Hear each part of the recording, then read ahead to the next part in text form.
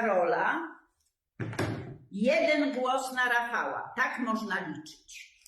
Cześć, witam Was serdecznie. Moi drodzy, na początek bardzo dziękuję Wam za wczorajszego live'a i chcę Was przeprosić, może być słychać jakieś grzmoty, huki, stukania, jest ulewa u mnie, burza, także takie efekty dźwiękowe dodatkowe. Kolejna sprawa, Jarosławie, Danuto, trzy osoby anonimowe. Bardzo Wam dziękuję za postawienie kawki na supi. Naprawdę każdy grosz bardzo doceniam i bardzo Wam dziękuję. Moi drodzy, dzisiaj postanowiłem zabrać głos na temat głosów. Jak wiecie, ostatnio zrobiło się bardzo głośno o wałkach, jak to pisowcy ładnie nazywają, anomaliach odnośnie liczenia głosów oddanych, czy to na Trzaskowskiego, czy na Nawrockiego. No, im głębiej w las, tym ciemniej, coraz więcej wychodzi wałków. Pisowcy rzucili na ratowanie Alfonsa wszystkie swoje zasoby, jakie zdołał skurwić przez 8 lat. Taki zmasowany atak na uznanie wyboru Alfonsa Kaczyńskiego ma tak naprawdę odwrotny skutek. Obrona Alfonsa jest wprost proporcjonalna do kolejno wykrytych, i tutaj chyba można śmiało powiedzieć, fałszerstw, jakie dokonał PiS. Po prostu ukradł głosy. Zresztą pisowcy nic uczciwie nie potrafią zdobyć, jak tylko kradzieżom, i to przeważnie w nocy. Tak samo robili z uchwałami, czy z nominowaniem swoich pryncypałów. I tak słuchając, czytając wypowiedzi, szczególnie pisowców, chyba nie wszyscy do końca zrozumieli, na czym polega demokracja, jaka ona by nie była. Bo przy tak ogromnej skali błędów w komisjach powtórne przeliczenie głosów jest po prostu niezbędne. Właśnie po to, by chronić zaufanie do demokracji, do wyborów państwa, do zaufania obywatela do państwa. Bo przy tym, co już wyszło, powiem Wam, tak jak byłem przykładnym obywatelem i chodziłem na różnego rodzaju głosowania, to ostatnie te wszystkie wałki, które wyszły, a ile jest, których jeszcze nie wiemy, najzwyczajniej w świecie zniechęciło mnie do spełniania tego, nazwijmy to, obywatelskiego obowiązku. Tak czy inaczej, tak jak powiedziałem, pisowcy przez 8 lat przegłosowywali nocą ustawy, nocą zaprzysięgali tych tak zwanych sędziów. W nocy ukradli nam też wybory prezydenckie i o tym właśnie dzisiaj będzie. W Śląsku czarno na białym widać, że coś tu nie gra. Już na pierwszy rzut oka widać, że jest ewidentnie wyraźna różnica. Chodzi o źle policzone lub źle zanotowane w protokole wyniki głosowania. Podobne doniesienia spływają z całej Polski. W Oleśnie i Strzelcach Opolskich już wiadomo, głosy na Rafała Trzaskowskiego przypisano do Karola Nawrockiego i odwrotnie. Nie zakładam żadnego celowego działania któregokolwiek z członków komisji, tylko zwyczajny błąd ludzki. Może i błąd, ale skala robi się coraz większa. To przykład z jednej komisji z Krakowa. Tu w pierwszej turze wygrał Trzaskowski, dostał 550 głosów, Nawrocki był trzeci, ponad 200 głosów. W drugiej turze Nawrockiemu poparcie nagle wystrzeliło do ponad 1100 głosów. Trzaskowski dostał 540. To jednak nieprawda. Komisja już przyznała, że pomyliła rubryki. To bez wątpienia stanowi rażące naruszenie przepisów kodeksu wyborczego. No ale powiem Wam, moi drodzy, że ta cała histeria, bo tego chyba nazwać inaczej nie można, ta cała histeria na prawicy, która udziela się też części skądinąd, jak można powiedzieć, rozsądnych, że domaganie się przeliczania głosów dla wyjaśnienia nieprawidłowości wyborczych jest równoznaczne z zamachem stanu.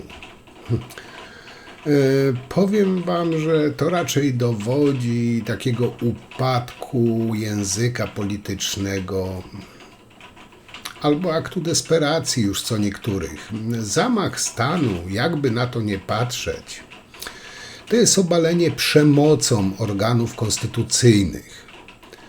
A zbadanie wyniku wyborów dla ustalenia mandatu wybranego prezydenta jest tego takim czystym zaprzeczeniem. Jakby na to nie patrzeć, trudny jest o przykład działania jednoznacznie bardziej pokojowego i demokratycznego, jak po prostu komisyjne przeliczenie głosów. I tutaj na przeliczeniu głosów powinno najbardziej właśnie zależeć PiS-owi. Bo gdyby mieli czyste sumienie, to wzmocniłoby mandat Nawrockiego i raz na zawsze ucięłoby wszystkie wątpliwości co do legalności tej prezydentury. No ale tu jest właśnie słowo klucz. Gdyby mieli czyste sumienie. Bo powiem wam, że nie do końca rozumiem logikę pisowców. O co im tak naprawdę chodzi? No przecież te głosy można przeliczyć, nie wiem, z ich przedstawicielami, żeby nie było, że ktoś oszukuje, nie wiem, w 2-3 dni.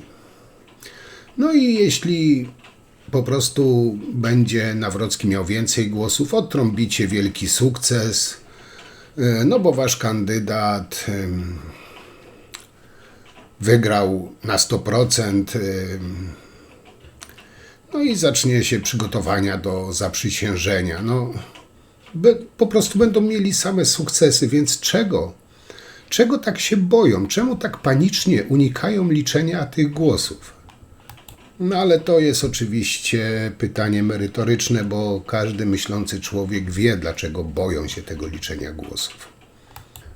A ja wam powiem, mam taką hipotezę, że według mnie PiS boi się czego innego.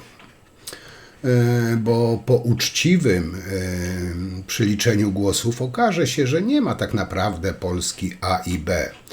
Że na wschodzie mnóstwo ludzi głosowało na Trzaskowskiego, że od lat były tam fałszowane wybory na gigantyczną skalę. Wiedzą, że na przesłuchaniach prędzej czy później ktoś pęknie i że zacznie sypać. I ta kula śniegowa, która wywoła lawinę obnażająca ich przekręty, ich oszustwo. Stąd tak potężny strach przed ponownym przeliczeniem głosów. Bez względu na to, kto wygrał, należy jeszcze raz przeliczyć wszystkie głosy i tutaj chyba mogę śmiało powiedzieć, że to jest racja stanu, bo nie może na fotelu prezydenckim usiąść ktoś,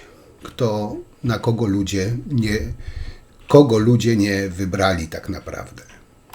I widząc te nieprawidłowości, które nawet jeżeli nie są przesądzające o wyniku, to są bezprecedensowe w skali wszystkich wyborów, które mieliśmy do tej pory. W związku z tym mamy jeszcze jeden element, na którym się musimy pochylić i on nie jest oskarżeniem, tylko on jest elementem, który należy zbadać. To znaczy pewien system, który ludzie Prawa i Sprawiedliwości stworzyli przy okazji organizacji tych wyborów.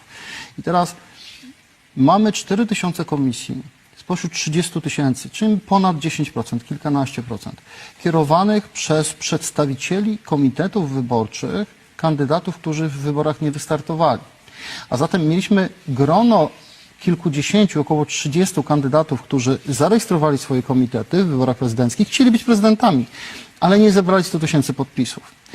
I jakim cudem to jest tak, że oni zajmują kilkanaście procent komisji? Część z nich to są ludzie o radykalnych poglądach, ludzie, których poglądy, nie chodzi nawet o politykę, ale poglądy o organizacji wyborów polegają na tym, że Niemcy nam fałszują wybory. To jest wypowiedź jednego z prominentnych przedstawicieli tak zwanego ruchu kontroli wyborów związanego z Prawem i Sprawiedliwością, który uważa, że w 2023 roku, kiedy doszło do zmiany władzy, wybory zostały sfałszowane. Czyli cel uświęca środki? Czyli... Ja nie wiem, czy ten człowiek, kierując taką związaną z PiS-em organizacją Ruch Kontroli Wyborów, która obsadziła jeszcze więcej komisji, czy ten człowiek byłby zdolny do kroku dalej? Ale jego wypowiedzi, jego przekonanie, że w Polsce Niemcy fałszują wybory, pozwala mi stawiać pytanie, czy on w swoim sumieniu, uważając, że obce wpływy nam zagrażają, czy on nie jest gotowy zapobiec tym Niemcom, pomagając wynikowi wyborów? Ostatni element, o którym powiem. Cały Ruch Kontroli Wyborów był nadzorowany przez Przemysława Czarnka. Ludzie Przemysława Czarnka kierują Izbą Kontroli Nadzwyczajnej i Spraw Publicznych, Krzysztof Wiak, jego kolega z KUL-u. I jest tam jeszcze innych paru ludzi Przemysława Czarnka, wśród sędziów, czy neosędziów, którzy mają uznać wagę tych wyborów. Przecież oni się powinni wszyscy wyłączyć. Oczywiście, bo będą decydować w swojej sprawie, ponieważ wiemy, że Rafał Trzaskowski by podpisał ustawę o weryfikacji tych sędziów. O ponownym przeliczeniu głosów na pewno nie chce słyszeć Prawo i Sprawiedliwość. No, co normalne u pisowców to, że jadą na Giertycha i Tuska, że chcą ukraść wybory, bla, bla, bla. Tylko to obywatele, to my znaleźliśmy te pisowskie wyborcze przekręty, nie Giertych czy Tusk. To my, obywatele, domagamy się sprawdzenia wszystkich bez wyjątku nieprawidłowości i powtórnego przeliczenia głosów ze wszystkich komisji. I to my, obywatele, nigdy nie zgodzimy się na takie nielegalne odebranie nam realnego wpływu na nasze państwo przez polityczną po prostu chuliganerię.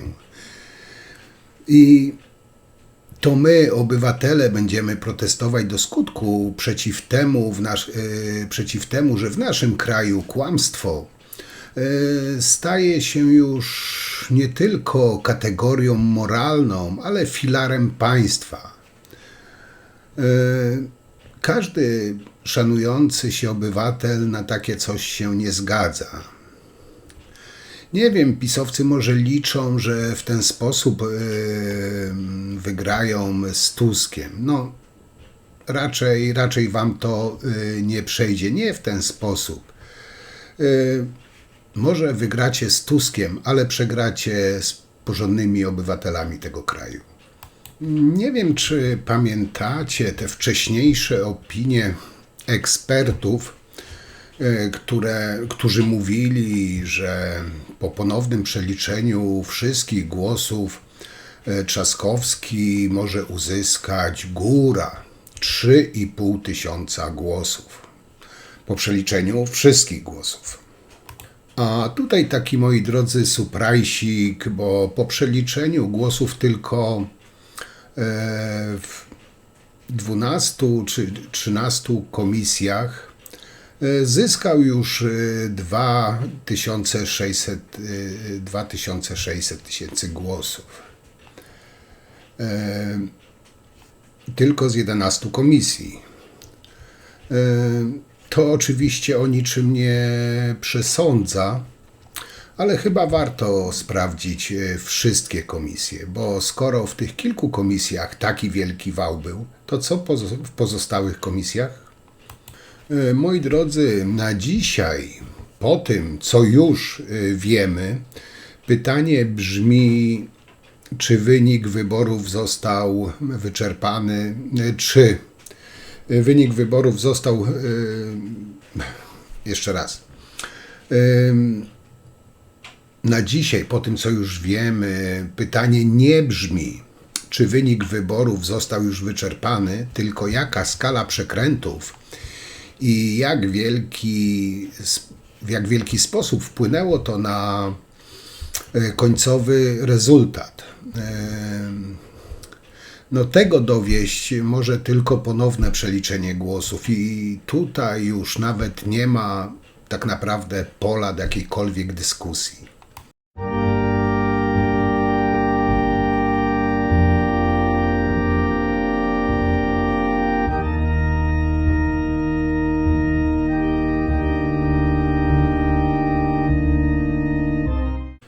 Oczywiście Kaczyński też drze ryja, że rządzący, czy tacy jak my, ci straszni lewacy, chcą ukraść mu wybory. Więc uprzejmie donoszę i uprzejmie informuję, że nikt tobie i twoim poplecznikom ukraść wyborów nie chcę. Po prostu musimy sprawdzić, czy to wy nam nie chcecie ukraść tych wyborów. Ja chcę po prostu wiedzieć, czy mój głos został zaliczony do odpowiedniego kandydata, bo teraz tego nie jestem pewien i tak naprawdę nikt z nas nie może być tego pewien.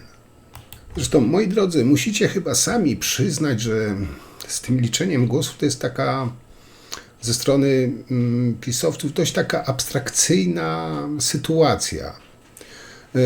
Bo jeśli po 3 tygodniach nie można po prostu jeszcze raz przeliczyć głosów i pójść dalej, to ja nie wiem, po co ta cała demokracja.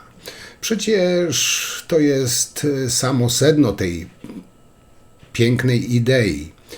Przeliczyć, rozwiać wszelkie wątpliwości, znaleźć wady w systemie, tam gdzie zostało złamane prawo, to ukarać surowo winnych. No nic prostszego. No, w Polsce potrafią kury policzyć, nie wiem, krowy, świnie co do 1 sztuki, a głosów nie potrafią policzyć.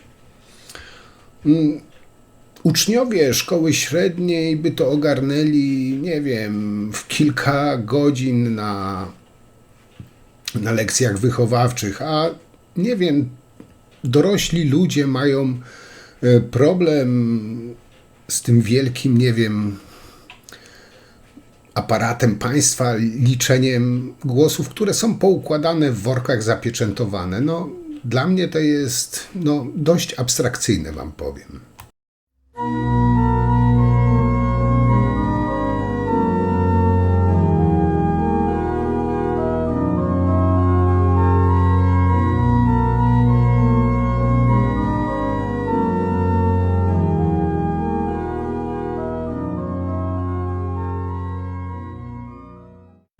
Moi drodzy, i teraz kolejna sprawa.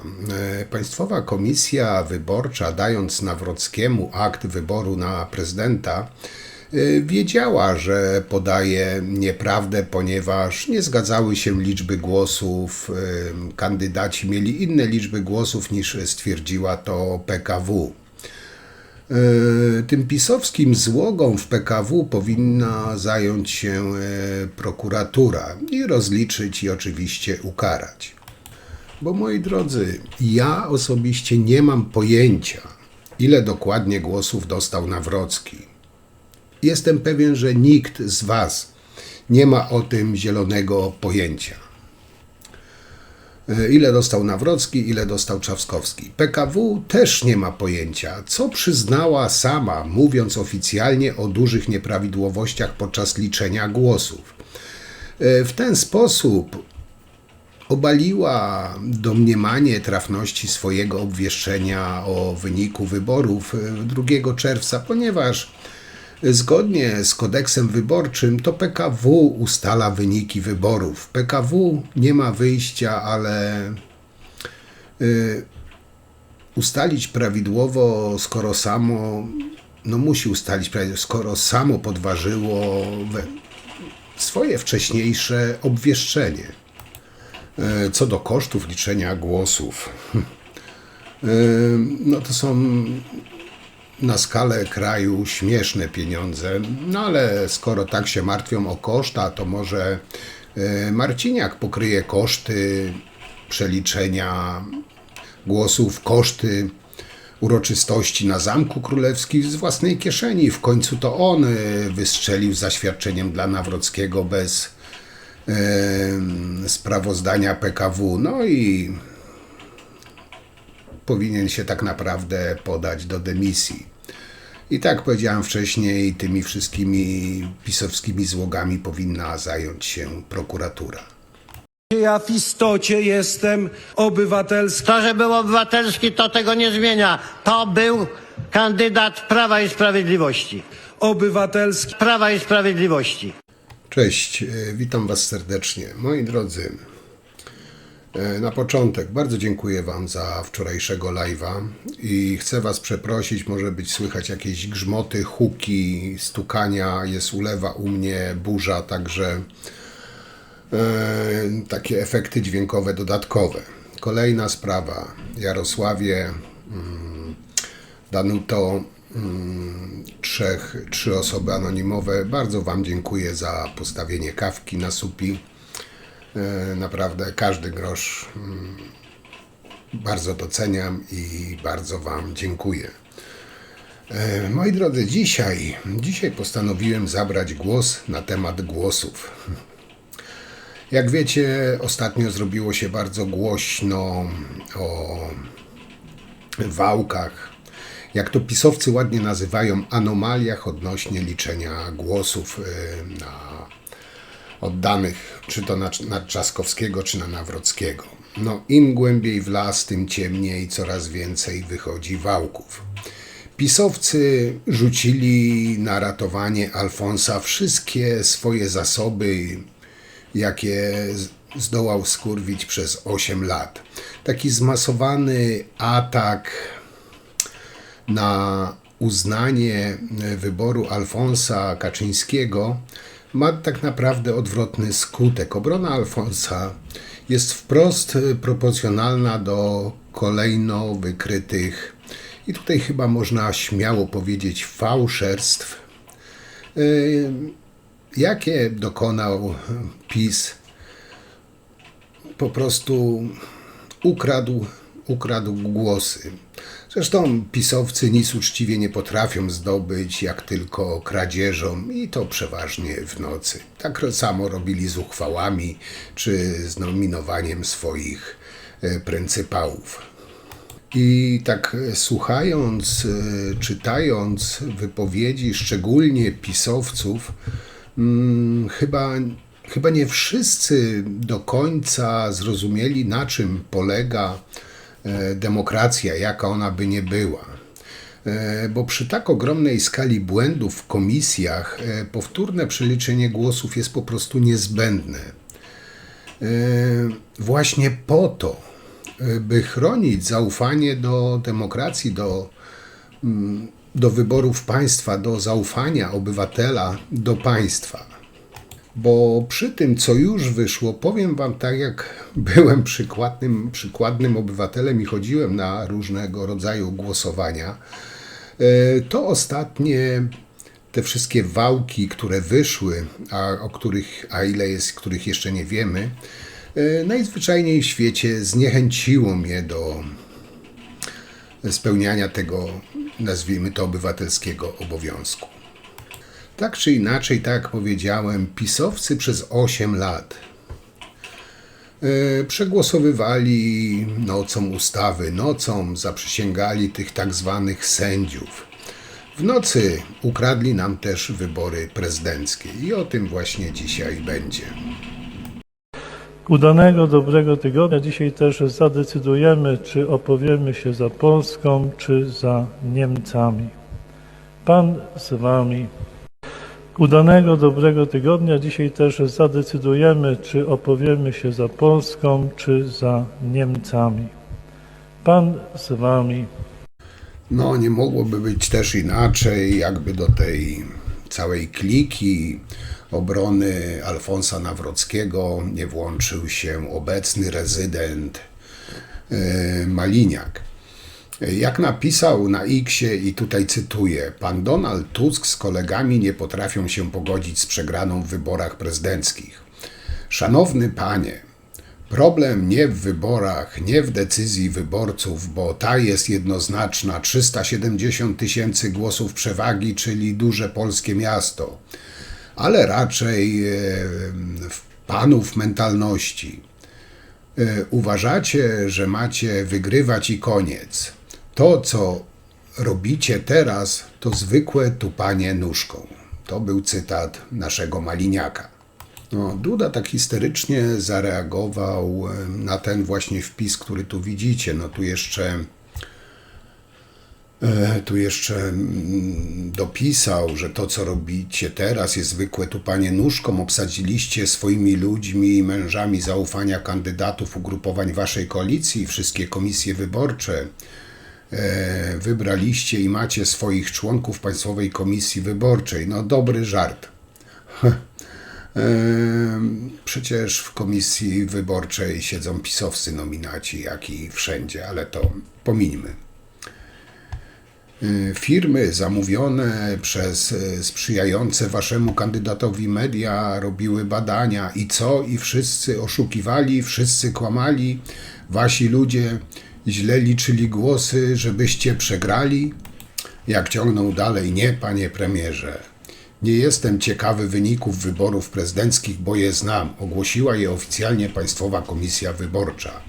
Znam te wyniki tak samo jak wszyscy Polacy i politycy z całego świata, którzy złożyli prezydentowi elektowi Karolowi Nawrockiemu gratulacje. Natomiast powtórzę jeszcze raz radę, które dałem panu ostatnio, jako ten, który stoi na straży bezpieczeństwa państwa i ciągłości władzy państwowej. Trzymajcie się z daleka od kart do głosowania z wyborów prezydenckich. Nie mam cienia wątpliwości, że nie wolno dopuszczać do tego, byście mogli choć dotknąć oddanych przez obywateli głosów. To sprawa Sądu Najwyższego i PKW. Tej samej Izby Sądu Najwyższego, która uznała wynik wyborów, dzięki któremu teraz rządzicie w Polsce. Tej samej, dzięki której jest pan premierem. Niech pan z kolegami zaprzestanie prowokacji i kłamstwa i nacisków. To nie służy Polsce i poczuciu bezpieczeństwa naszych rodaków. Trzeba umieć przegrywać z godnością i szanować reguły demokracji. To całe mądrości Dudy. No to teraz nie byłbym z sobą, jakbym czegoś nie znalazł, czegoś. Jak wiecie, internet nie zapomina. Nie ma ważniejszego procesu w demokracji niż wybory, bo wybory wyłaniają władze, które potem podejmują decyzje w imieniu obywateli. Jeżeli mamy taką sytuację, że władze zostają wyłonione w sposób niedemokratyczny, że ludzie mają poczucie, że władza nie jest z rzetelnych wyborów, to taka władza nie ma legitymacji. A to jest sytuacja, która w demokratycznym państwie absolutnie nie powinna mieć miejsca. To są standardy białoruskie. I teraz powiem wam, tak się zastanawiam na pomyślność, których obywateli i której ojczyzny przysięgał Duda. Bo Duda przechodzi sam siebie, wyje z wściekłości, atakuje i walczy, bo demokratyczne państwo chce przeliczyć głosy i ujawnić PiS przekręty wyborcze. Nie po to oczywiście zniszczył system prawny, powołał swoje poddupniki na sędziów, aby teraz, kiedy są mu najbardziej potrzebni, no oczywiście zawiedli. To, co robi ten żałosna atrapa prezydenta, jest antydemokratyczne, antypolskie i antyobywatelskie. No ale z jednej strony nie ma co się dziwić, to jest facet, który przywykł, że czyni bezprawie, bezkarnie i podle, bez żadnych konsekwencji. Teraz musi, bo 5 lat temu mu się udało. Nikt nie ujawnił treści 6 000 protestów wyborczych. Po prostu sąd makowskiej je olał. To, że może te protesty też należy sprawdzić i przeliczyć głosy, te sprzed 5 lat. Przecież z maili Dworczyka jasno wynikało, że to Rafał Trzaskowski wygrał, a rano już prezydentem był ten pajac narodowy, tak jak właśnie teraz Alfons. Ja nie mam wątpliwości, że Andrzejek Manipulant doskonale wie, kto wygrał wybory. Dlatego nie chce liczenia głosów. Prawda boli okrutnie i w tym przypadku może nawet nie boli, a wręcz parzy tych pisowskich drani, ponieważ nic nigdy nie zrobili uczciwie. A może trzeba przypomnieć przysięgę, którą dwukrotnie składał Duda i nawet Bóg nie pomógł w jej spełnieniu. dochowam wierności postanowieniom Konstytucji, a dobro ojczyzny oraz pomyślność obywateli będą dla mnie zawsze największym nakazem. To, jakiej ojczyźnie przysięgałeś, Draniu, i którym obywatelom, to wiesz sam najlepiej.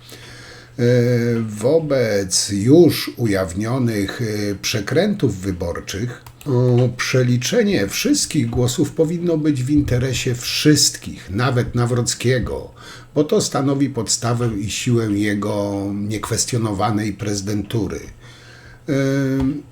I tutaj chyba nie podlega wątpliwości, że tylko ludzie nieuczciwi mogą chcieć inaczej. Mniejsza wątpliwość przeliczyć te głosy.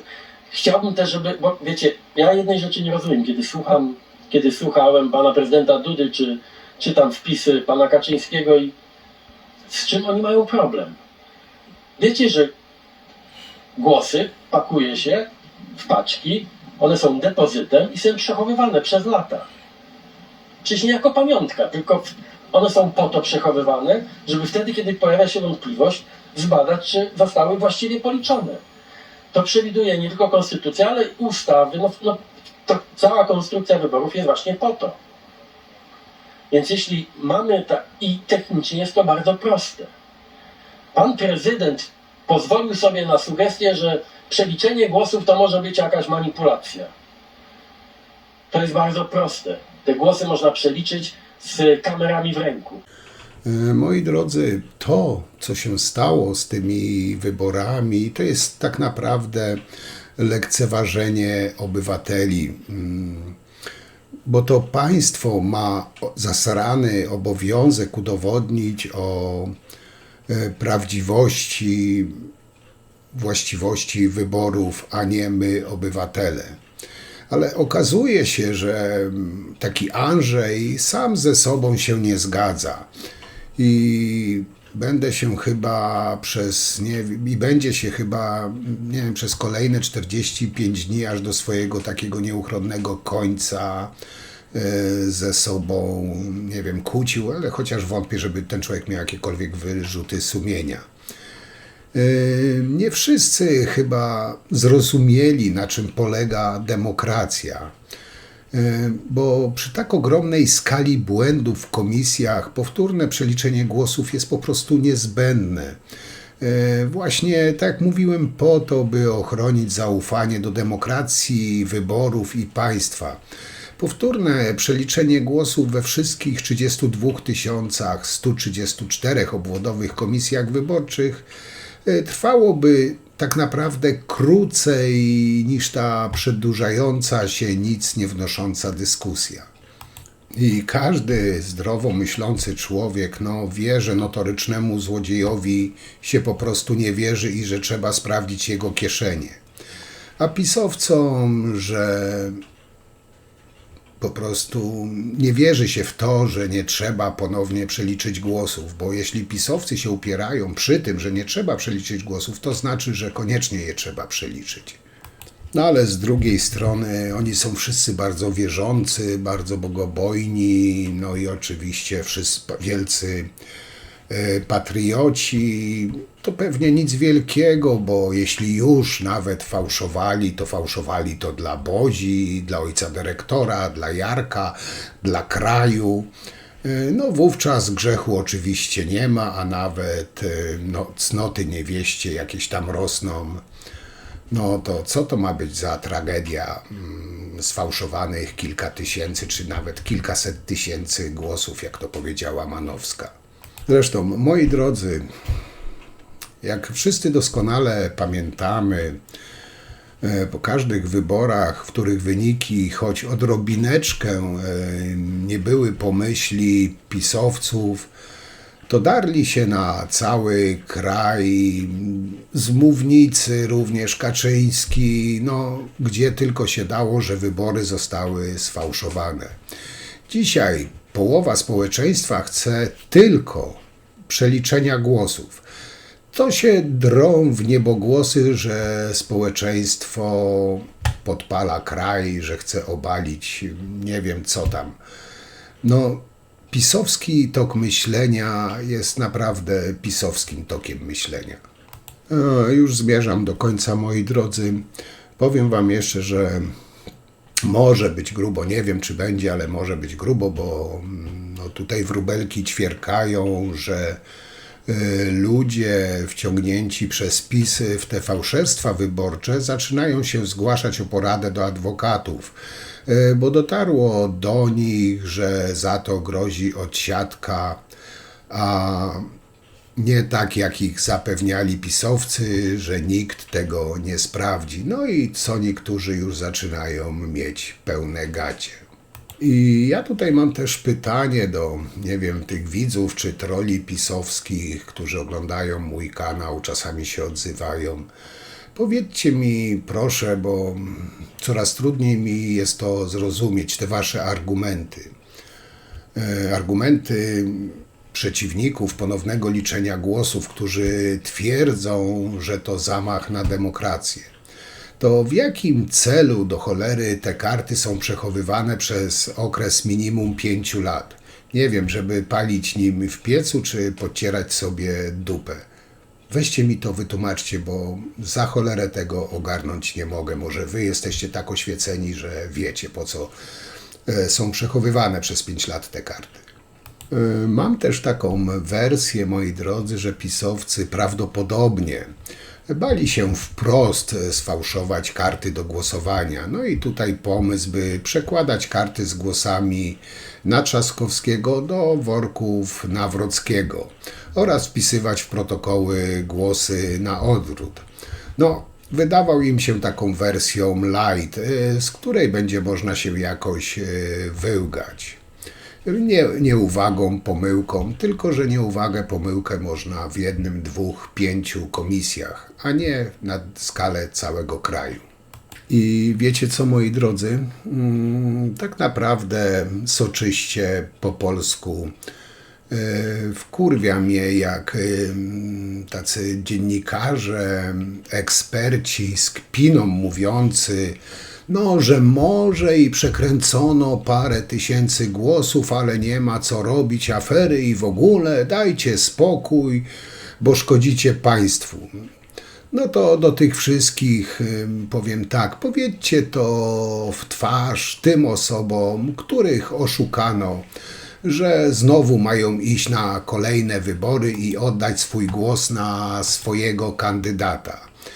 Ja osobiście po tych wyborach, tak mówiłem, chodziłem na wszystkie wybory, uczestniczyłem we wszystkich wyborach. Teraz mam poważne wątpliwości, że pójdę jeszcze na jakiekolwiek wybory, bo to nie jest tak, że mój głos się liczy, bo jak się okazało, mój głos może został przypisany Alfonsowi, a ja osobiście nawet z lufą pistoletu przy głowie na niego głosu bym nie oddał. Więc dla mnie wybory czy prezydenckie, czy parlamentarne po prostu stały się farsą, zakłamaniem. To nie jest święto demokracji, to jest święto oszustów. Te sukinsyny rozpieprzyły cały nasz kraj, cały nasz system prawny. Są wrażliwi. Nie wiem, jak to porównać, przepraszam moje drogie panie, no ale podobno łechtaczka posiada około 8 000 receptorów nerwowych. Ale nie jest aż tak wrażliwa, jak pisowiec poproszony o powtórne przeliczenie głosów w wyborach prezydenckich. Tak jak powiedziałem, moi drodzy, dla mnie te wybory stały się farsą, świętem po prostu bandy złodziei i oszustów. A urząd prezydenta raz, że zhańbił Duda, teraz dali Nawrockiego. Duda do samego końca od początku pokazywał, jak małym i bezwartościowym jest człowieczkiem i do samego końca to pokazuje. Także na dzisiaj to tyle. Troszeczkę mi się wydłużyło, ale chciałem ten temat zamknąć. Oczywiście piszcie, komentujcie, oceniajcie. Ja Wam jeszcze raz bardzo z całego serca dziękuję, że jesteście na tym kanale, że mnie wspieracie w taki czy w inny sposób. Jesteście po prostu nierozerwalną częścią tego kanału. Także co, widzimy się przy następnym materiale. Trzymajcie się. Cześć.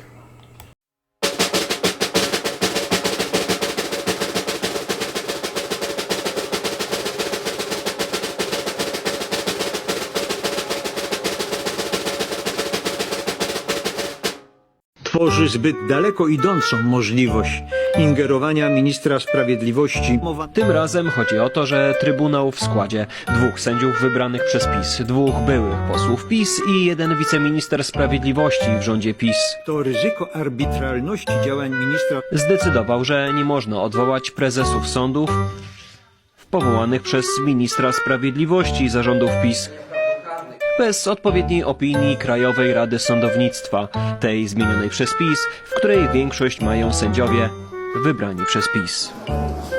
Bronią swoich, muszą sobie ugruntować władzę, żeby przed tymi rozliczeniami, które ich czekają, żeby mieli swoich sędziów i którzy będą dbać o ich interesy.